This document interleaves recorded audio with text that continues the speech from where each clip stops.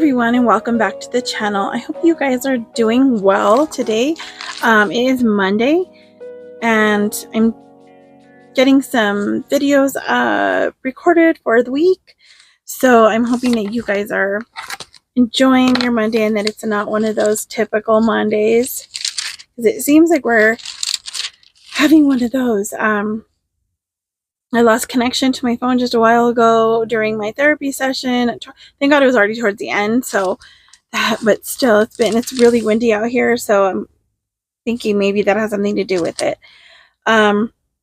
Today I wanted to share some of the stuff that we read this morning in our Torah Bible study.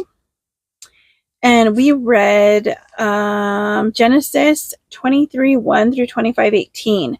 So this is kind of the story of where Sarah has passed away. She was 127 years old. And, talks about where Abraham bought a place, a piece of land, an area for them to be buried. And,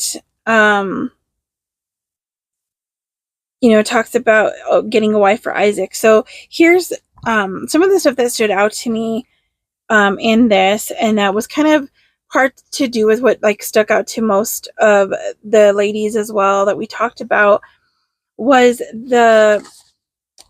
in chapter 24, it says that by now Abraham was old, advanced in years, and Adonai had blessed Abraham in everything.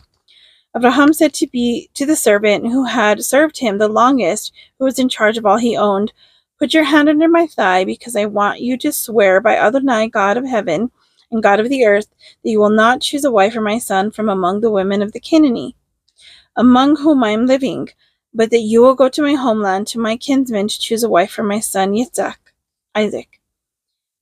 The servant replied, "Suppose the woman isn't willing to follow me to this land. Must I then bring your son back to the land from which you came?" Abraham said to him, "See to it that you don't bring my son back there. Adonai, the God of heaven, who took me away from my father's house and away from the land I was born in, who spoke to me and swore to me, 'I will give this land to your descendants.' He will send his angel ahead of you, and you are to bring a wife for my son from there. But if the woman is unwilling to follow you, then you are released from your obligations under my oath. Just don't bring my son back there." The servant put his hand under the thigh of Abraham, his master, and swore to him concerning this matter. And one thing was here where the servant is asking him how, if the woman doesn't follow me back, do I take your son there? And, Abraham tells him no, not to do that. But if the woman didn't want to follow him, that, he would be released of the oath.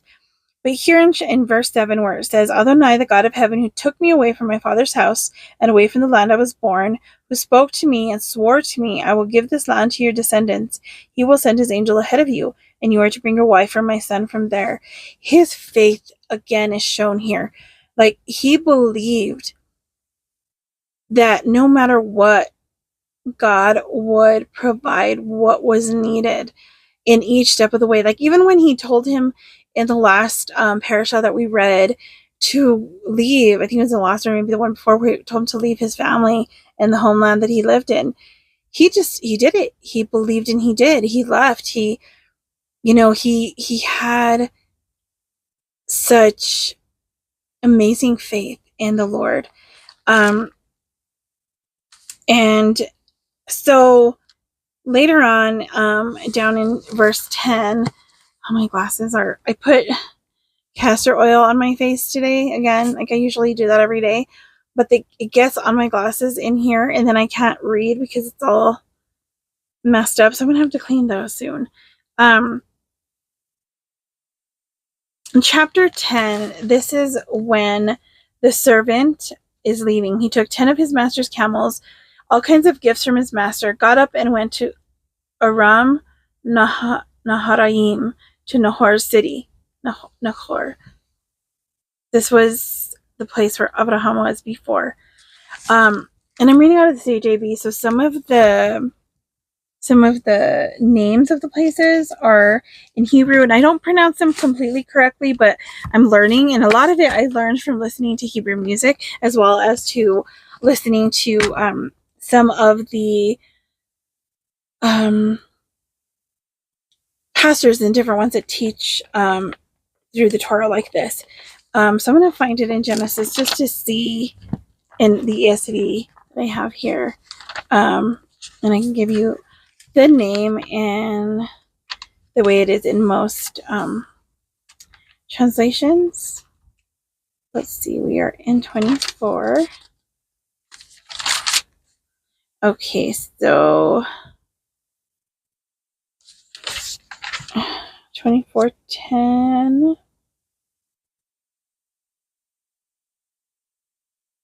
So it says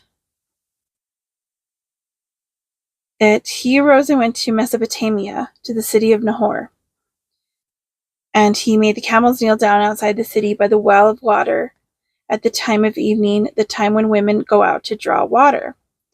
So this was where he was going to find the wife, right? This was the plan. And this is what the servant says. Like, he approaches Adonai, the Lord, like, just with what he would like to happen, so that he knows this is the woman for his master's son. And he says this: Adonai, God of my master Abraham, please let me succeed today and show your grace to my master Abraham. Here I am, standing by the spring, as the daughters of the townfolk come out to draw water. I will say to one of the girls, please lower your jug so that I can drink. If she answers, yes, drink, and I will water your camels as well, then let her be the one you intend for your servant, Yitzhak. This is how I will know that you have shown grace to my master. Before he had finished speaking, Rebecca, the daughter of Bethuel, son of Milcah, the wife of Nahor, so that is the son, so this is Rebecca, who was born to Bethuel, the son of Milcah, the wife of Nahor.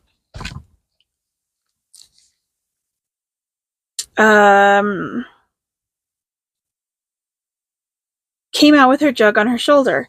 The girl was very beautiful, a virgin, never having had sexual relations with any man. She went down to the spring, filled her jug, and came up. The servant ran to meet her and said, please give me a sip of water from your jug to drink. Drink, my lord, she replied, and immediately lowered her jug onto her arm and let him drink. When she was through letting him drink, she said, I will also draw water for your camels, and until they have drunk their fill. She quickly emptied her jug into the trough, then ran again to the well to draw water, and kept on drawing water for all his camels. The man gazed at her in silence, waiting to find out whether Adonai had made his trip successful or not. So it's amazing. Just exactly what he asked for. What would give him this is the woman, this is the one that is for Isaac. And exactly that is happening. Everything that he said, please Adonai, let her say this, let her do this, and she's doing that. And then down later on, he gives her a gold nose ring, 2 gold bracelets, and then asks whose daughter she is. So when she tells her whose daughter she is, and that there's a place for them to stay overnight and everything, it says this in 26. The man bowed his head and prostrated himself before Adonai. Then he said, Blessed be Adonai, God of my master Abraham, who has not abandoned his faithful love for my master, because Adonai has guided me to the house of my master's kinsman. The girl ran off and told her mother's household what had happened. So he sees this is the Lord's provision one more time, and he bows to him there, and he blesses Adonai. He praises him for the things, for being faithful and showing him who he was to take home to Isaac to be his wife. And see, this is right after Sarah, Isaac's mother, has died, and it does talk about him being very grieved and all of that's going on. So this is what's happening while he's grieving his mother. Now, later, the brother Laban comes out, and of course, I think part of the reasoning I think comes out so quickly. He sees the gold ring and gold nose ring and everything. He wants to go in, and he wants them too. And so he goes and tells a story of why he is there. That he has been sent by Abraham to go find a wife for his son. And who he ends up at is his brother's home. So this is from his kinsman, his line. And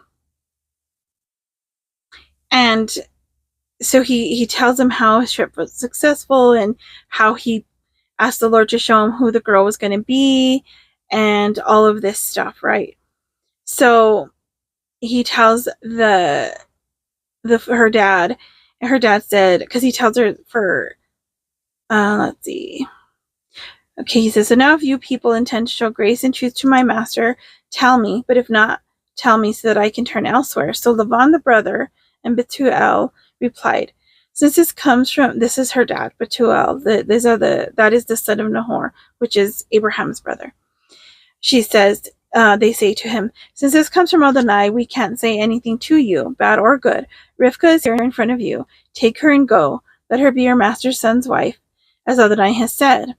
When Abraham's servant heard what they said, he prostrated himself on the ground to Adonai. Then the servant brought out silver and gold, jewelry, together with clothing, and gave them to Rivka. He also gave valuable gifts to her brother and mother. He and his men then ate and drank and stayed the night. So the next day they want to leave, and they try to delay him. They try to keep the girl, they say leave the girl here for 10 more days. And he says, don't delay me, since Adonai has made my trip successful, but let me go back to my master. He wanted to go back. This was what he came with, a mission, and this is something the ladies were even talking about in our study. He came with a mission, and he wanted to fulfill his mission and not be held back. He wanted to get back to his master, to Isaac as well, and give him his wife, because this is what they're talking. Abraham is already old in age, so from what I understand, this is probably like, he knows he's on his way out, and he wants to make sure his son has a wife. Now, after he tells them that they said, we will call the girl and see what she says. They called Rivka and asked her, will you go with the man? And she replied, I will. So they sent their sister Rivka away with her nurse, Abraham's servant, and his men. Her family said this to her. They blessed Rivka with these words, our sister, may you be the mother of millions, and may your descendants possess the cities of those who hate them. Then Rivka and her maids mounted the camels and followed the man. So the servant took Rivka and went on his way. It was interesting to me the way that when they sent their children away, they sent someone away, they blessed them with something. They blessed them. They say this blessing upon their life, and I don't know that we do that much in this culture anymore, or in this time. But it's a beautiful thing to hear when a father and a mother and the family bless their children like that. And we see that throughout Scripture. So they go down, they come upon when a man is coming towards them, and she asks who it was. And he says, it's my master. She took her veil and she covered herself because, to be modest and everything. So it was Yitzhak, Isaac. And so he took her into his mother's tent, and she became his wife, and he loved her. And it says, thus was Yitzhak, Isaac, comforted. He was comforted for the loss of his mother. And then later on in chapter 25, it talks about Abraham taking on another wife, and they have children. And he did leave everything he owned to Yitzhak. That was his son, born of a promise through his wife Sarah, and he was going to get everything he owned. But he also gave the sons of the concubines and everything. He gave them grants. While he was still living, and sent them off to the east to the land of Kedim, which is away from his son Yitzhak. But he gave them whatever he gave them, gifts and things. It says, this is how long Abraham lived, 175 years. Then Abraham breathed his last, dying at a ripe old age, an old man full of years, and he was gathered to his people. Yitzhak and Ishmael, his sons, buried him in the cave of Machpelah in the field of Ephron, the son of Zohar the Hittite by Mamre. The field of Ephron, that's the one that he bought. The fields which Abraham purchased from the sons of Het. Abraham was buried there with his wife Sarah, his wife. After Abraham died, God blessed Yitzhak his son, and Yitzhak lived near Be'er Lacharoi, which is, see if I can find it here in the, see if I can see it, because this is the ESV that I have here has such small print. Okay, so that is 25:11.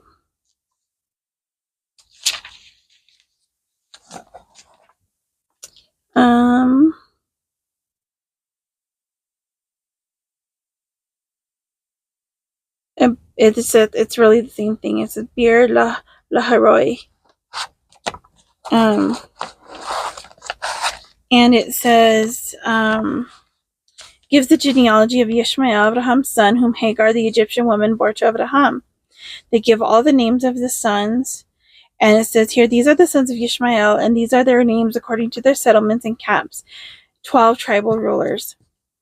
Then it says, this is how long Ishmael lived, 137 years. Then he breathed his last, died, and was gathered to his people. Ishmael's sons lived between Havilah and Shur, near Egypt as you go toward Ashur. He settled near all his kinsmen. So that's the end of that chapter. But it's such a, wonderful read to see how faithful the Lord is and what these people went through, what they had to do, what they were willing to do in obedience to the Lord. And like a lot of times I think we just don't understand a lot of the things because the culture is very different then, very different from ours here today.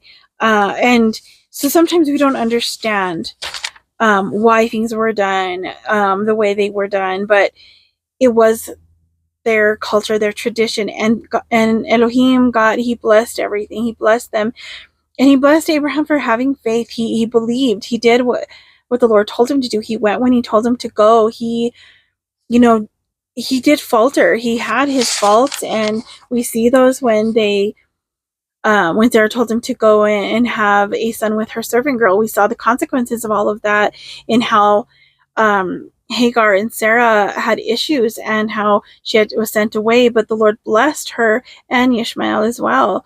But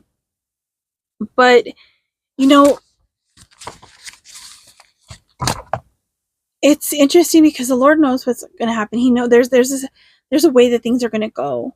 We have free will and all of that.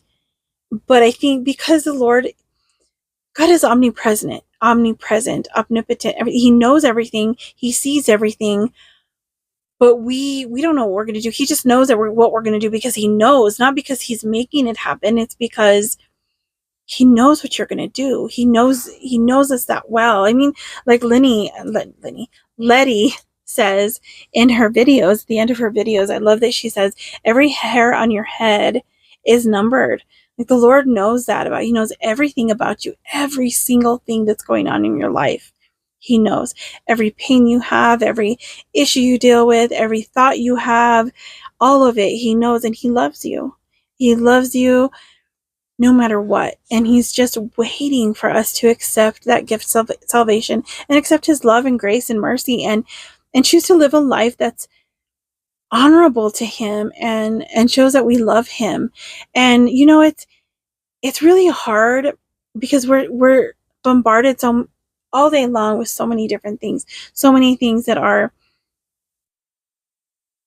not good, so many things that are evil, but so easy because now, in our time that we're living in right now, we have social media and there's an influx of all sorts of things that are just ridiculous or evil. They're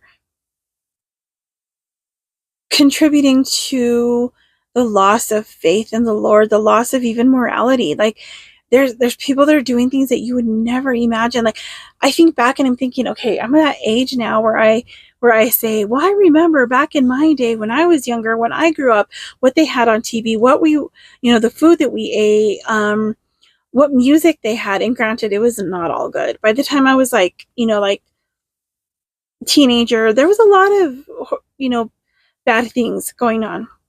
There's a lot of things in the music that we listen to that I listen to, and now I'm thinking, what in the heck were we listening to?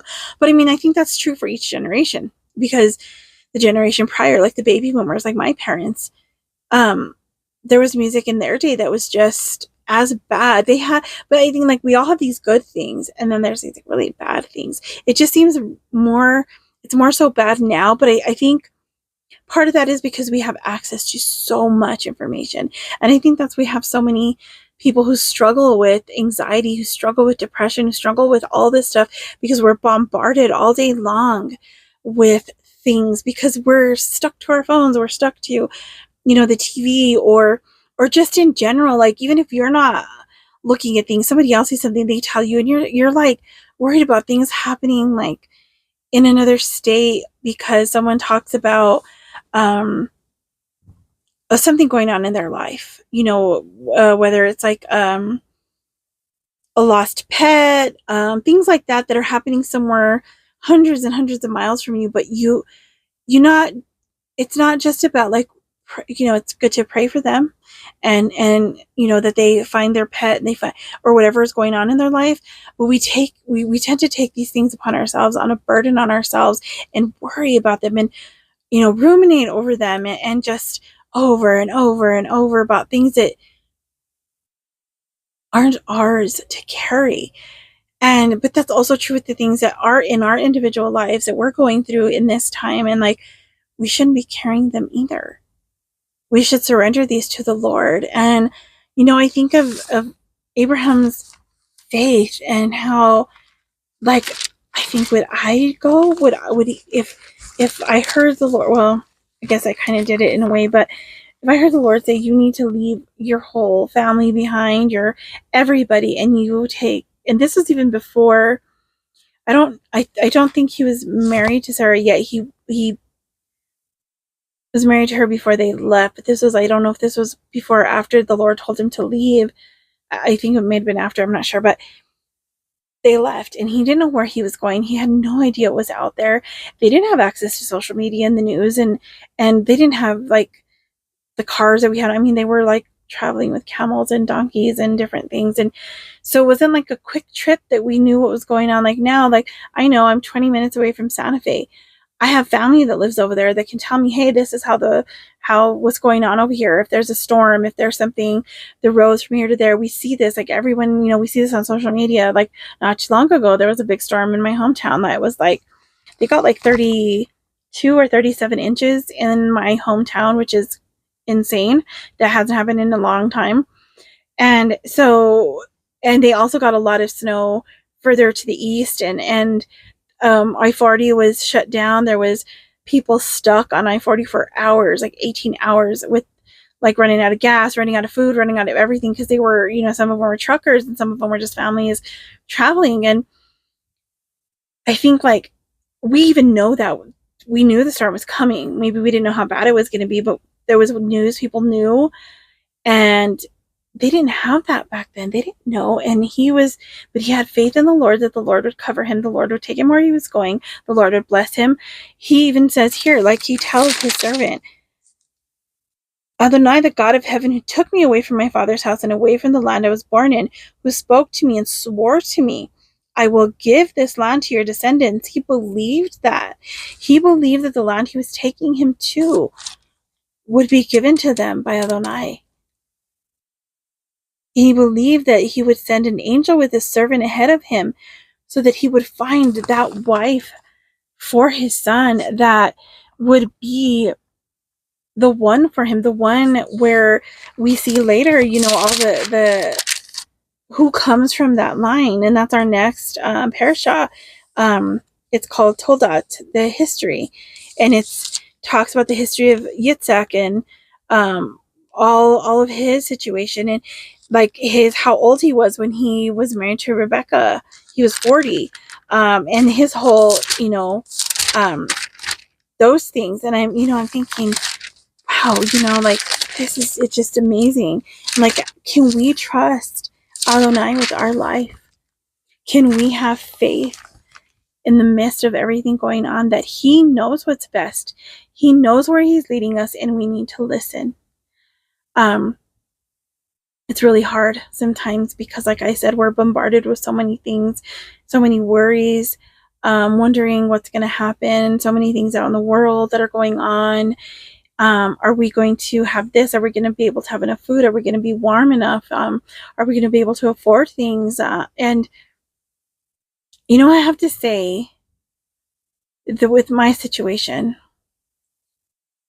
I worked all my life since I was 16 years old. There was some times in between that I didn't work for a little while because I was doing the summer program. It was school. Yeah, I went to school in the summer. Not summer school. This is a whole different thing. This is like a college prep kind of program. I even went to school during my junior and senior year on Saturdays for college prep like courses for fun because I had nothing else to do. I was doing that and going to church. Those were my things. So, I think of that, right? And I think of when I had to quit working and I was 36 years old, 10 years ago.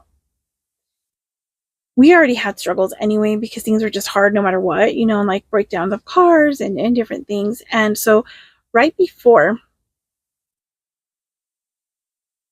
right after I quit, when my husband was laid out because his back gave out on him for about 3 months that he couldn't really walk at all. Hardly at all. I mean, he was crawling and he had to lay down to eat and everything. Then it took about 6 months for him to be able to kind of get going again. So his job required lifting. He was delivering newspapers to stores in town and he couldn't do that anymore. And here I was, I had already left my job because I was sick. Both of our cars that we had, they were old. The old minivan, an old Honda, a 90-something Honda. The minivan was like an 80-something. That one was given to us. The Honda is one that I had gotten when I was really young. And that went with me, and my sister had it for a while and back to me, and they both broke down completely. Like, there was just no fixing those at that time. It would have required so much money, and we just didn't have it because, well, we didn't have work coming in. I had a general assistance because I was applying for disability, but that was like a couple $100 a month. So we had to move, right? How are we going to move? We have no vehicles. We don't have anybody that has a truck. Where were we going to move? And we had all these things going on, right? Well, we were looking around for somewhere to go, and we had some options of different places. We would have had to possibly put stuff in storage for a little bit and get another place and all that stuff. And then, like I shared before about the conversation about my in-laws needing some help, my mother-in-law especially, there was a conversation they had with my husband, came just around that same time. And prior to that, like the dream I shared about that I had, that it was like, you need to get out of here by this day. And how that happened, that was the exact day that I was here in this cabin. It's all the Lord.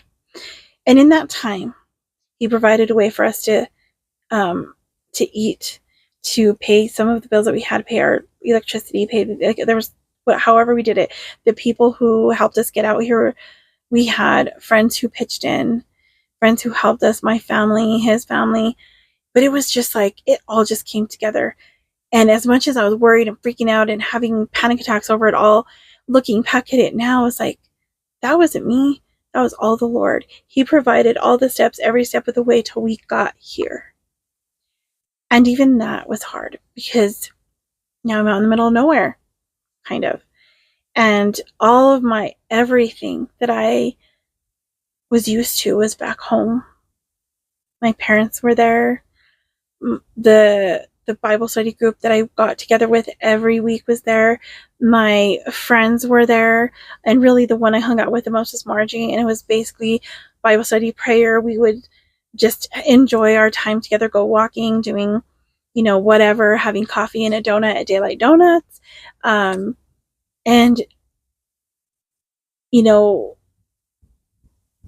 it was all, I had to leave it behind. And doing that was hard. I mean, it was like, I don't want to do this. But I had that dream. And the dream said, you got to get out of here. But I didn't know what it meant. I didn't know if it meant out of here as in out of just this house. And there was a lot of different issues with that place that needed to be fixed. But that's the past. It's done. But anyway, I didn't know it meant leaving my hometown to a place I've never ever thought about living, ever even really came to. I mean, we'd visit his parents, but I didn't really know this area. I did not know Santa Fe at all. I mean, I had driven through there. If I'd come out here, it was usually like with my parents or with my husband. He would drive, they would drive. I didn't know this place. I didn't have no clue about what was going on. And I was like, there's no way I'm going to learn how to drive out here. I'm going to be, and anxiety, like I struggle with that already. So it was the hardest thing for me, to learn where to shop, to even shop there, yeah. And then we move here. And months later, September, October, November, December, January, it was like March, 6 months later, maybe? Is it something like that? COVID hits, things get shut down, all these things go haywire, and I'm like, what am I doing? And I didn't know what was happening. It was like, oh my goodness. And so that all happened, and I'm thinking, how are we going to survive? We have no car, no way to get anywhere. We don't have a lot of money. I'm still applying for disability. Out here, if you're going to work anywhere, you need a car. There's nowhere to work here. There's nothing to do. What in the world are we going to do? And it's been 5 years. 5 years in September. And October comes around. My disability is approved. I still haven't got anything. And it's going to be a long wait for a lot of this stuff to happen. But I get my first check in December. It's not going to be much, but more than I was getting now. And because we still don't have a vehicle and everything, but even at that, I still got to every appointment I needed to get to, whether it was my dad, using my in-laws' car, however it was done, it just worked out. And it was God doing this. This is all the Lord. This is nothing that I'm doing. This is nothing in my power. There was no way I could make these things happen. And because of a lot of the issues that I have with anxiety, with the depression, and just not feeling well, I struggle being alone. Because there's times that I'll get like really sick and really dizzy and really like, with the headaches and stuff, which I'm really struggling with that today. And just not feel well. So I struggle being alone. I mean, my husband will go do some stuff for a little while, for a couple hours, and I'm just like, where is he? So I'm not really ever alone. And so it was nice being able to work with him all the time, that we worked in the same area, in the same place. And when I had to quit, he still worked there, and I was able to go with him. And then moving out here, we've been able to just be together daily. And he's here for me, here with me. And that's all the Lord. And he's providing a way for us to do the things that we need to do. And I'm hoping that things will start turning around a little bit for us with this. The check coming in will take some time for us to be able to either, I'm not sure what we're going to do. Either get a car or something. I'm hoping to find a truck, because we have to haul our own wood, throw our own trash, stuff like that. So if you guys will keep that in prayer, just that, that he'll provide. And I know if I could just look at this and know Adonai, the God of heaven, who took me away from my father's house and away from the land I was born in. I just remember, he says you need to do this, and you need to trust me. I need to trust him, and I need to know that no matter what, he is going to provide a way. He's going to provide what we need in however ways he sees fit, not how I see fit. And I just need to look at this, at Abraham's faith and all the things they were going through and the time that they lived in, and how much harder it was for them to get places, because I can possibly get a ride, or, do some of my appointments on video. There's things that I can do. But they didn't have that, and yet he went by faith, and that's what I need to do. And it's something I'm trying to really just understand what trust is, because I had that as my word once for a year. And it's funny how I've read these chapters, this Bible, over and over and over again over the years, and every single time that I read it, something new pops out, something that I need right now, and I need to trust that what's coming is going to be okay, and that no matter what it is, he will provide. He will take care of me. He will be my refuge. He will be my protector. He will be everything that I need is in him, and he is covering me and my family. And I need to like really realize that, really hold on to that. And I think that's something we all need to do, is just trust and do our part. Whatever it is that we need to do, whatever he calls you to do, do it. Do it in faith. Do it in faith that he will provide whatever it is necessary for you to accomplish what he is showing you, for you to reach the goals that he's put on your heart, that the gifts that he's given you, the talents that he's given you, that trust that he will show you how to use those to further his kingdom, to just to have a joyful life, to no matter what is going on, that you can still find the joy in those things, no matter what's going on, no matter how you feel, no matter what's going on around you, that you can find the joy in the Lord and in the things that he has given you.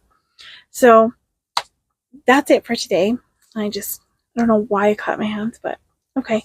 But I just wanted to share that and share about the faith, and just kind of what I, after we read it and we talked about it, and they shared some of the things that they saw, and just how, everything, that the faith, that's what stood out to me, the trust that he had in Adonai, the trust.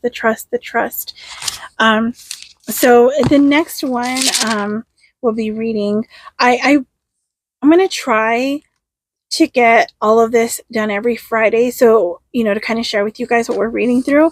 But the next part, the Haftorah, in the prophets in that area, we're reading 1 Kings 1 through 31, and the Brit Hadasha, which is the New Testament. It's Matthew 8:19 through 22, 27 3 through 10, and Luke 9:57 through 62. So I will be reading those over the phone with them tomorrow, more than likely, unless I go to town early, because I have appointments. But when I read those through, I will put a video together, kind of sharing some of that stuff as well, and then just kind of share with you guys what we're reading. And I'd like to hear your thoughts on this and what you think. If you'll leave those in the comments below, and if you have any prayer requests, also leave those in the comments below. I'd love to hear from you guys, and I'll see you guys in the next one. God bless you. Bye.